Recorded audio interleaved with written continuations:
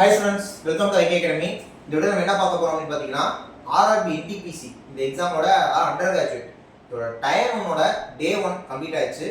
So day 1 students வந்து எழுதிட்டு வந்திருக்காங்க நிறைய பேர் அவங்களோட ரிவ்யூஸை சொல்லியிருந்தாங்க.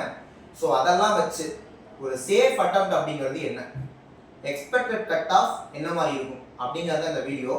ஸோ முதலே ஒரு விஷயம், ஒரு டிஸ்க்ளைமர் கொடுத்துக்கிறேன். என்ன அப்படின்னா, இப்போ வந்து நான் சேஃப் அட்டெம்ப்ட் சொல்லுவேன், எக்ஸ்பெக்டட் கட் ஆஃப் சொல்ல போகிறேன். இதெல்லாமே டே 1 பொறுத்தது. இப்போ நான் சொல்ல போகிற எக்ஸ்பெக்டட் கட் ஆஃபை பார்த்துட்டு ஓகேவா, இப்போ நாளைக்கு எக்ஸாம் எழுத போகிறவங்க, அடுத்த நாள் எக்ஸாம் எழுத போகிறவங்களாம் அப்போ இந்த ஸ்கோரை நம்ம எடுத்தா போதும் அப்படின்னு மைண்டில் வச்சுட்டு போகாதீங்க. ஓகேவா, இது ஃபுல் டே 1க்கான ஒரு ரிவ்யூ, ஒரு safe attempt expected cut off like. இப்போ depends upon toughness level normalization இருக்கும்.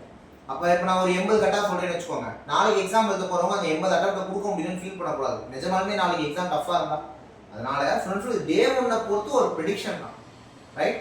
ஸோ அதனால் இந்த மாதிரி தான் கட் ஆஃப் இருக்க வாய்ப்புகள் இருக்குது. எல்லாமே நான் அனாலிசிஸோட சொல்கிறேன். முக்கியமான தகவல் வேணும் அப்படின்னா சேனலை சப்ஸ்கிரைப் பண்ணி வச்சுக்கோங்க, வீடியோ லைக் பண்ணுங்கள், கமெண்ட் பண்ணுங்கள், ஷேர் பண்ணுங்கள். வாங்க நம்ம வீடியோ போய்க்கலாம். ஓகே, இப்போது இந்த NTPC undergraduate expected cut ஆஃப்னு எடுத்துக்கிறப்ப ஒவ்வொரு செக்ஷனும் என்ன மாதிரி இருந்திருக்கு, அதில் எக்ஸாம் எழுதுனவங்களாம் என்ன மாதிரி அட்டெம்ப்ட் கொடுத்துருக்காங்க, எல்லாத்தையுமே அனாலிசிஸ் பண்ணி தான் சொல்கிறேன். கவனிங்க. இப்போ ரீசனிங் பொறுத்த வரைக்கும் மொத்தமாக எத்தனை கொஸ்டின்? 30 கொஸ்டின். ரீசனிங் பொறுத்த வரைக்கும் இப்போ மொத்தமாக 30 கொஸ்டின். இந்த ரீசனிங் பொறுத்த வரைக்கும் 28லேருந்து 30 வரைக்கும் அட்டன் பண்ணியிருக்காங்க. எக்ஸாம் எழுதுனதுல மெஜாரிட்டி ஆஃப் த பீப்புள்ஸ். 30க்கு 28லேருந்து 30 வரை அட்டன் பண்ணியிருக்காங்க நிறையா பேர். அப்போ ஒரு 28 to 30ங்கிறப்ப நம்ம என்ன வச்சுக்கலாம், ஒரு 28+ அப்படின்னு வச்சுக்கலாம், ரைட்டா? ஸோ அந்த மாதிரி தான் இருந்திருக்கு. ரீசனிங் பொறுத்த வரைக்கும் ஈஸியாக தான் இருந்திருக்கு. ஒரு 30 கொஸ்டின் இருக்குது அப்படின்னா ஒரு 15 நிமிஷத்தில் போடலாம், அந்த மாதிரி தான் இருந்திருக்கு. ஓகேவா? ஸோ அதனால் இனிமேட்டுக்கு எக்ஸாம் எழுத போகிறவங்களும் ரீசனிங்கை நல்லா பண்ணுங்க. மொத்த டைமையுமே மேக்ஸ் ஜிஎஸ்க்கு போடுற மாதிரி இதை ஃபாஸ்ட்டாக பண்ணுங்க. இப்போ ரீசனிங் 30 கொஸ்டினா 30 நிமிஷம் எடுத்துக்கூடாது, 20 நிமிஷத்துக்கு மேலே எடுத்துக்கூடாது, 5 நிமிஷத்தில் முடிச்சிடணும் 30 கொஸ்டின். ஏன்னா மேக்ஸ்லையும் ஜிஎஸ்லையும் டைம் கன்சியூமிங் ஆகிற விஷயங்கள்லாம் நடந்திருக்கு. அதனால தான் அப்போ ரீசனிங்கை சீக்கிரமாக போட பாருங்க. 5 நிமிஷம் தான், அதுக்கு மேலே எடுத்துக்கவே கூடாது, 30 போட்டுடணும், ரைட்டா? அப்போ ஒரு 28 to 30 அட்டம் கொடுக்க முடிஞ்சிருக்கு. இந்த அட்டம் கொடுத்துருந்தீங்கன்னா சேஃப் அட்டம் தான். நான் கொடுக்க போகிற அட்டம் எல்லாமே 100% அக்யூரஸியோட சொல்கிறேன், ரைட்டா? நீங்கள் 30 அட்டம் பண்ணி 5 தப்பாக இருந்தால் அது வேஸ்ட்டு. இந்த அட்டம்ப்ட்டுங்கிறது 100% அக்யூரஸியோட. அடுத்து மேக்ஸ் பொறுத்த வரைக்கும் 30 கொஸ்டின் கேட்ட வரைக்கும் எல்லாருமே என்ன சொன்னாங்கன்னா ஒரு 20க்கு மேலே அரித்மெட்டிக்கு, 5க்கு மேலே அட்வான்ஸ், அந்த மாதிரி தான் வந்துருக்கு.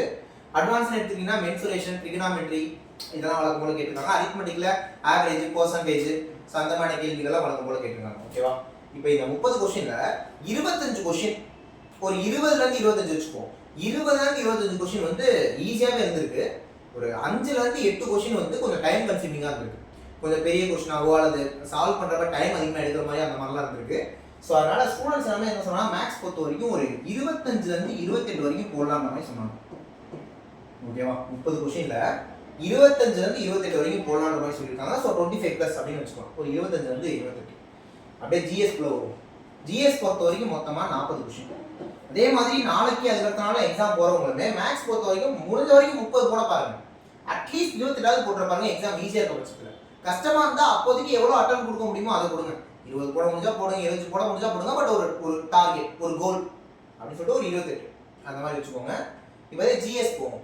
இப்போ ஜிஎஸ் போனோம் அப்படின்னா ஸ்டேட்மெண்ட் கொஸ்டின்ஸ் தான் வளர்ச்சி கேட்டிருக்காங்க. எல்லாமே ஸ்டேட்மெண்ட் கொஸ்டினாக தான் இருந்திருக்கு. அதே மாதிரி கரண்ட் அஃபேர்ஸ் ஒரு 10க்கு மேலே வந்துருக்கு. 10க்கு மேலே கரண்ட் அஃபேர்ஸ் வந்துருக்கு. 1 இயர் கரண்ட் அஃபேர்ஸ் வந்துருக்கு. இப்போ நாளைக்கு உடனே எக்ஸாம் போகிறவங்க டக்குன்னு ஒரு வருஷம் கரண்ட் அஃபேர்ஸ் எடுத்து படிச்சிட முடியாது. ஓகேவா? எந்த அளவுக்கு தெரியுமோ அந்த அளவுக்கு பண்ணலாம். முடிஞ்ச வரைக்கும் எதனா ஒரு கரண்ட் அஃபேர்ஸ் ரிவிஷனோ மந்த்லி கரண்ட் அஃபேர்ஸ் அந்த மாதிரிலாம் கிடைச்சா படிச்சுக்கோங்க, ரைட்டா? ஒரு நாள் ஒன்றும் பண்ணிட முடியாது. நாளைக்கு உடனே எக்ஸாம் போகிறவங்களுக்கு சொல்கிறேன். இப்போ கரண்ட் அஃபேர்ஸ் ஒரு 10 கொஸ்டின் மேலே கேட்டுக்காங்க. 1 இயர் கரண்ட் அஃபேர்ஸ் படிச்சு வச்சிருந்தவங்களுக்கு ஓகே, இல்லை அப்படின்னா கஷ்டம், பார்த்துக்கலாம், ரைட்டா? ஓகே. அப்படியே சப்ஜெக்ட் வைஸ் இப்போ ஹிஸ்ட்ரி போனீங்கன்னா ஒரு 2லேருந்து 3, பாலிட்டி போனீங்கன்னா ஒரு 2லேருந்து 3, ஜியாகிரபி போனால் ஒரு 3, எக்கனாமிக்ஸ் போனால் ஒரு 1 or 2 கொஸ்டின், சயின்ஸ் போனீங்கன்னா ஒரு 3லேருந்து 4 கொஸ்டின், அந்த மாதிரி இருக்கு. எல்லா செக்ஷன்லேருந்துமே கேள்வி வந்துருக்கு. ஓகேவா? எல்லா செக்ஷன்லேருந்துமே கேள்வி வந்துருக்கு. கரண்ட் அஃபேர்ஸ்லேருந்து நிறைய கேள்வி வந்துருக்கு. இந்த மாதிரி தான் இருந்திருக்கு, ரைட்டா? கரண்ட் அஃபேர்ஸ்லேயே ஸ்டேட்மெண்ட் கொஸ்டின் கேட்டிருக்காங்க. அதான் பெரிய விஷயம், முக்கியமான விஷயம். கரண்ட் அஃபேர்ஸ்லேயே ஸ்டேட்மெண்ட் கொஸ்டின் வந்துருக்கு. ஒரு 40 கொஸ்டின்னா இப்போ எவ்வளோ சொன்னாங்க எல்லாருமே அப்படின்னா ஒரு 18லேருந்து 22 சொல்கிறாங்க. உடனே ஒரு சில பேர் யோசிப்பீங்க, சார் நானும் 30 ரன் கொடுத்துருக்கேன் அப்படின்னா அது எத்தனை கரெக்ட்? அந்த விஷயம் இருக்கு. நான் சொல்றது கரெக்டான அட்டம்.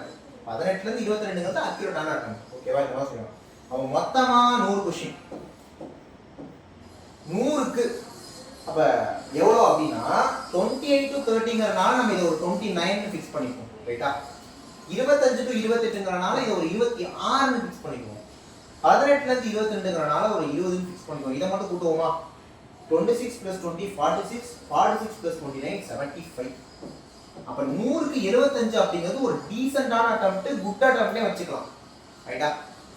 இப்போ 100க்கு 75 போட்ட எல்லாருக்குமே வேலை கிடைச்சுமா? அது வந்து இனிமேட்டுக்கு வரப்போற ஷிஃப்ட், இனிமேட்டுக்கு எக்ஸாம் எழுத போறவங்க இது எல்லாத்தையும் வச்சு கணிக்கணும். இன்னைக்கு 100 to 75 அப்படிங்கிறது ஒரு நல்ல அட்டெம்ப்ட், ஓகேவா? இப்போ கட் ஆஃப் என்ன மாதிரி இருக்கும்? கட் ஆஃப் என்ன மாதிரி இருக்கும்னா, போன வருஷமே 75 போட்டவங்களுக்குலாம் வேலை கிடைக்கல. அதாவது வேலை கிடைக்கலன்னா டயர் 2 அவங்களால போக முடியல. டயர் 1 தானே, டயர் 1 போய் டயர் 2 போக முடியல 75 அடிச்சவங்களுக்கு. அப்போ இதை விட கொஞ்சம் கூடுதலாக தான் வரும். அப்போ நம்மளோட ப்ரெடிக்ஷன், கட் ஆஃப் ப்ரெடிக்ஷன் அப்படின்னு எடுத்துக்கிட்டோம்னா 78 to 83 is the biggest percent. ஏன்னா இப்படி வச்சுக்குவோம், ரீசனிங்ல ஒருத்தவங்க 30 போடுறாங்கன்னே வச்சுக்குவோம், ஓகேவா? மேக்ஸை பொறுத்த வரைக்கும் ஒரு 30 போடுறாங்கன்னே வச்சுக்குவோம். ஜிஎஸ்ல 25 மார்க் மீன்ஸ் 40 25 கரெக்ட் அப்படி வச்சுக்குவோம். அதிகபட்சமா இதாங்க நடக்கும். உங்க ஜிஎஸ்ல நீங்க 25 தாண்டிலாம் அடிக்கவே முடியாது. இதை ஆட் பண்ணுங்க, என்ன வருது? 85 வருது. இப்போ 85க்கு மேல தான் 100% டெஃபினட்டா கட் ஆஃப் போவார். 85க்கு மேல கட் ஆஃப் போகுது அப்படின்னா 85க்கு மேல அவ்வளோ பேர் மார்க் எடுக்கணும். அது முடியாது, ஏன்னா சத்தியமா முடியாது. இதுதான் ஹையஸ்ட் பாசிபிள். ஜிஎஸ் மாடரேட்டா இருந்தனால சொல்றேன், ஓகேவா? அப்ப 85 அப்படின்றதெல்லாம் டெஃபினட்டா கட் ஆஃப் ரீச் ஆக போறதில்ல. எல்லா அனாலிசிஸ் வச்சு பார்க்கும்போதும் இந்த மாதிரி தான் கட் ஆஃப் வரதுக்கு வாய்ப்பு இருக்கு. இப்போ நாளைக்கு எக்ஸாம் போறவங்க டஃப்பா இருக்கு, 70 75 தான் போட்டிருக்கீங்க அப்படின்னா வெக்ஸ் ஆயிடக்கூடாது. உங்களுக்கு மார்க் அதிகமாகும் நார்மலைசேஷன்ல, ஏன்னா டஃப் ஷிஃப்டா இருந்தா.